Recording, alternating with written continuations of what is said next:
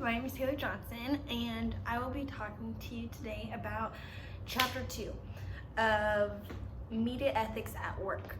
So Chapter 2 is Confronting Others' Violations. So this one talks about a case with a photo. The main character is David Calvert. He really discusses his ethical values and decides right and wrong for this situation and how he wants to handle it. So the basis of the situation is he is a photojournalism, he works in photojournalism, and he's a freelance artist that works for The Wire. And so as he was at this event, there was another freelance artist that was supposed to be taking pictures. And so instead of taking pictures, he was manipulating the photo so that way he could use it as the other image by just taking somebody out of the background.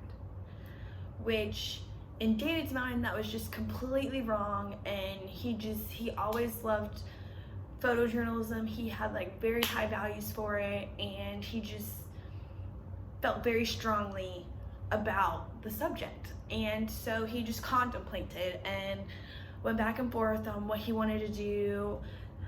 So as the person was manipulating the photo, he took a video of the person doing it and just sent it to his friend just to be kind of funny, but just like, oh hey, see what this person's doing. So as you go through the chapter will talk about different tools that you will use in different situations like this. And one of the ones it talked about was the Potter box. And so an ethics professor named Ralph Potter Jr. developed this box. And so it's just a way for you to think about how to get through a situation. And so the very first, it goes through 4 steps, or four in between things. And so the first one is facts, the second one is values, the third one is principles, and then the fourth one is loyalties. And so you should always follow these in order because it will take you through each step. And I will go through each step with you. For facts, of any ethical questions begin with arising you have to find all the facts. So make sure you have all the facts before you dive into the situation. And then values. The decision maker identifies his or her most important values. So you have to decide, is this right? Is this wrong? What do I do? And so then it goes into principles. And so with principles, lens of different systems of ethics can help you develop range of actions. And these might include like Isotopes' doctrine of mean and Mill's principle of unity, like I discussed in chapter 1. And then it goes down to loyalties. And depending on whom or what you are loyal to helps clarify things.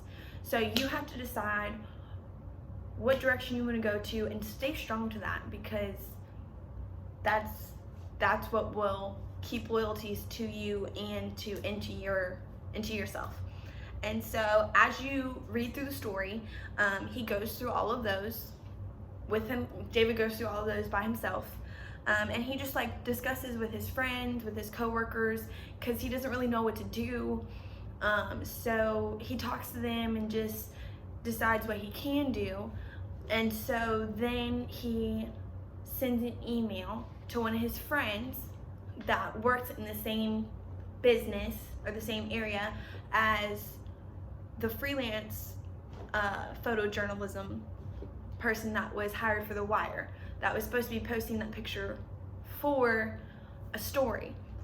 So he went to go talk to him, or he emailed him, and he felt very good because he was just letting the guy know what was going on, and he didn't feel like he was stepping on anybody's toes. And so the person that got the email took that into consideration, and the freelance artist got fired because the friend believed David and what he had to say and his own values, and thought that he was right, and so he felt very good in the end, and it was a really good story, and I enjoyed it. And I think the Potter box was one of the main things that I learned, and I could see that in many different scenarios in my life, just relating to situations and how I can think about it in a different way. I really enjoyed this chapter, so thank y'all.